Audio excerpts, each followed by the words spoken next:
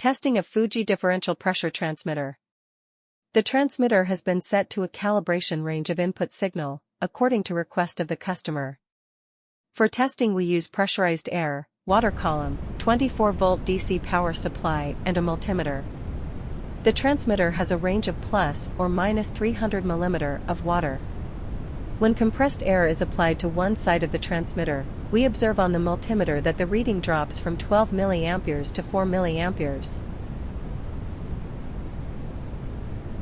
Conversely, when air is applied to the other side of the transmitter, the multimeter reading increases from 12 mA to 20 mA. Simultaneously, we notice that the water column indicator changes in sync with the multimeter reading, rising from 0 mm of water to approximately 30 mm of water.